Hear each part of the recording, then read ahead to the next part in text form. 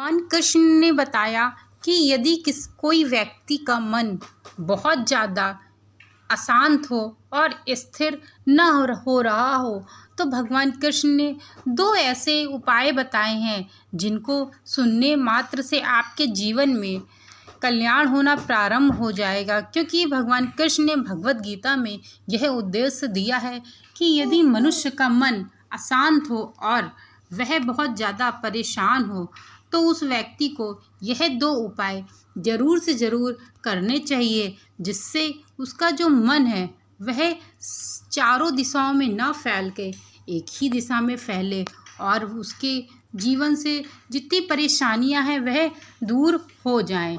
तो चलिए आपको बताना शुरू करते हैं भगवान कृष्ण के उपदेशों के बारे में। क्या कहा है आखिरकार भगवान कृष्ण ने? किसी भी चीज़ को समझने के लिए सबसे पहले मन को शांत रखना चाहिए और फिर काम पर ध्यान देना चाहिए, क्योंकि हम मन से ही प्रश्न खोजते हैं और मन में ही जवाब देकर बैठते हैं। भगवान कृष्ण के ने मन को शांत रखने के लिए दो महत्वपूर्ण उपाय बताए हैं। भगवत गीता में भगवान कृष्ण कहते हैं कि मन का बेचैन होना उसका स्वभाव है। हमारे मन को लगता है कि अगर वह अलग अलग बातों के बारे में सोचता रहेगा तो हमें आने वाली हर मुश्किल और मुसीबत से बचा लेगा, पर ऐसा होता नहीं है। आपको बता दें, हम अपने जीवन का काफ़ी अधिक समय सोच विचार करके परेशान होने में निकाल देते हैं। भगवान कृष्ण कहते हैं कि मन का यह स्वभाव बदलना मुश्किल जरूर है पर असंभव नहीं है।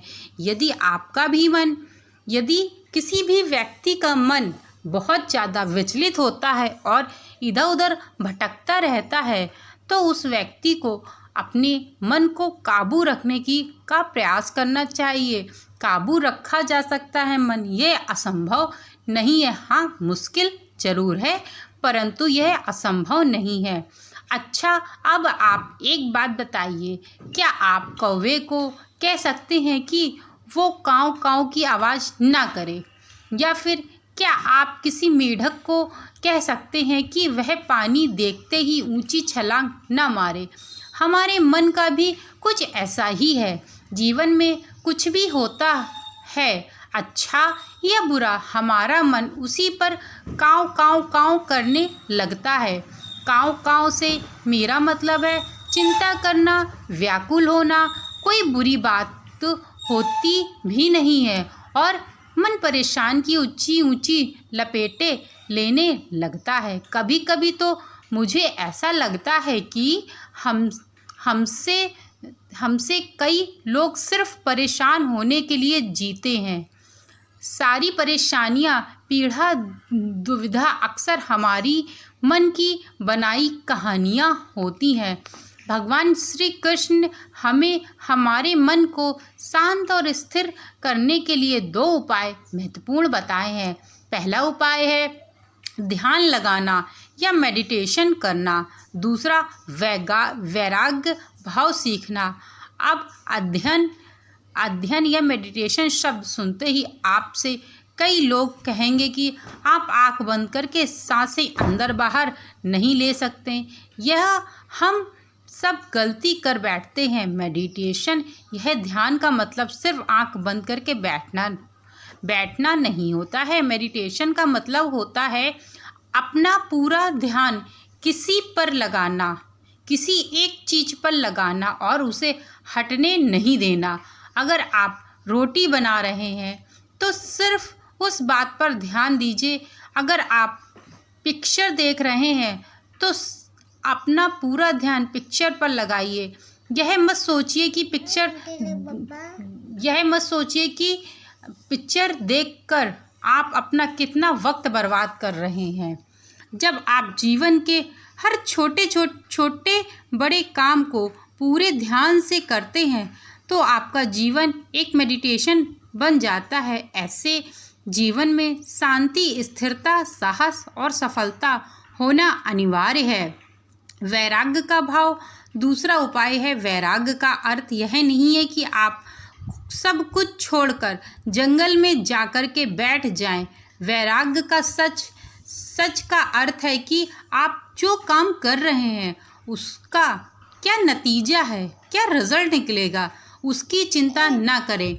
जैसा अगर आपने कोई इंटरव्यू दिया, आप यह सोचकर जैसे आपने कोई इंटरव्यू दिया, आप यह कर सकते हैं कि पूरे मन से तैयारी करें और अपना बेस्ट देकर आएँ।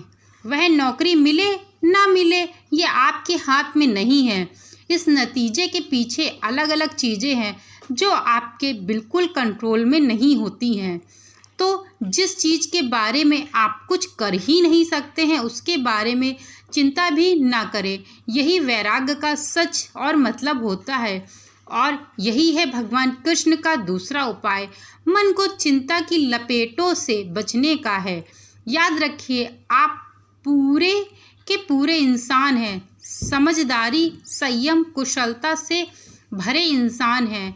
आपका मन जब भी काँव की तरह अलग अलग बातों पर आपको परेशान करने लगे, तब अपने मन को भी प्यार से समझाएं और शांत कर लीजिए। बस अपने ऊपर विश्वास रखिए कि आप कभी अपना बुरा नहीं होने देंगे। मित्रों, भगवान कृष्ण ने बताया कि यदि आपका मन इधर उधर बहुत ज़्यादा भटकता है तो इस तरीके से आप मन को अपने काबू कर सकते हैं। और वैसे भी है, यदि आप इस कारण से आपको अपने मन को काबू करना पड़ेगा। यदि आपको सफलता पानी है तो आप ये मत सोचिए कि आप यह जो कार्य कर रहे हैं इससे मुझे सफलता मिलेगी कि नहीं मिलेगी। मिले ना मिले कोई बात नहीं है, कम से कम आपने अपनी सफलता पाने के लिए दृढ़ से संकल्प लेके आपने प्रयास तो किया। कोई बात नहीं है, इस बार सफलता नहीं मिली तो नेक्स्ट टाइम मिल जाएगी। लेकिन आपको अपने प्रयासों में कोई भी विफलता नहीं करनी है। यानी कि आपको अपना पूरा 100% देने की कोशिश करनी है। और 100% देने के लिए आपको अपने मन को बहुत नियंत्रण में रखना पड़ेगा। यदि कोई व्यक्ति सरकारी नौकरी की तैयारी भी कर रहा है या कोई इंटरव्यू देने जा रहा है तो भी उस व्यक्ति को यह नहीं सोचना चाहिए कि मैं इतने सालों से प्रयास कर रहा हूँ, उसमें सफलता मिलेगी कि नहीं मिलेगी। पर सफलता मिलेगी कि नहीं मिलेगी वो एक अलग बात, मिलेगी कि नहीं मिलेगी ये एक अलग बात है, लेकिन आपको प्रयास अपना 100% ही करना चाहिए। मित्रों, भगवान कृष्ण के द्वारा दिए गई 2 बातों के बारे में मैंने बताया जो आपके जीवन में बहुत ही सफलतापूर्वक कार्य करने वाली हैं। क्योंकि यदि आप इन 2 चीज़ों पे कंट्रोल कर लिया तो आप यह समझेंगे कि आप सफलता की सीढ़ियों में अपने आप ही चढ़ते चले जाएंगे। जिस व्यक्ति ने अपने मन को काबू कर लिया वह दुनिया में कुछ भी कर सकता है, कुछ भी। अब मैं अपने वीडियो को यहीं विराम करती हूँ। Thank you so much video को वॉच करने के लिए। चैनल को लाइक शेयर सब्सक्राइब करना मत भूलिएगा। Thank you so much.